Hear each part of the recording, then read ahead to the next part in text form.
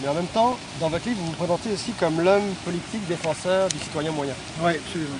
Alors expliquez-nous, craignez pas plutôt de privilégier les plus aisés en développant des idées de l'utilisateur payant? Non, parce que encore une fois, si moi je suis de la classe moyenne, je vais vous donner un plus bel exemple, c'est la route 175 qu'on vient de construire pour le lac Saint-Jean. Et je dis bien qu'on vient de la construire pour le lac Saint-Jean. Moi, je suis voyageur depuis 25 ans sur la route et à chaque semaine, je traverse la réserve faunique des Laurentides sans jamais avoir eu d'accident, mais en conduisant prudemment. Puis j'ai jamais trouvé que cette route-là était dangereuse. Aujourd'hui, on va investir 1 milliard collectivement, puis simplement pour que les gens du lac Saint-Jean descendent plus vite à Québec.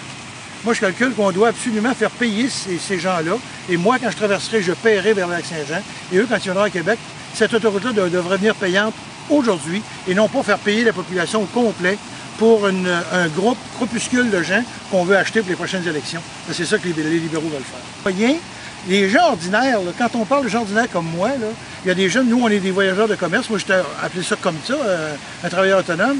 Quand je vais à me déplacer, je dois payer mes dépenses. Il y a des gens qui sortiront jamais de Montmagny, il y a des gens qui sortiront jamais de Québec, il y a des gens qui n'auront jamais emprunté la route 20. Mais si on donne des alternatives aux gens, et ça j'en parle dans le programme, si on donnait des alternatives aux gens prendraient les alternatives. On pourrait partir du lac Saint-Jean et faire une autre route qui ne coûterait pas un sou et qui va prendre un petit peu plus de temps. Pourquoi on ne le ferait pas? Moi, je vais calculer que l'utilisateur payeur doit aujourd'hui prendre sa place au Québec. On doit être responsable en tant que société. Et si je gagne un salaire moyen, je dois vivre selon mes moyens, non pas selon ce qu'on pense que l'État peut donner.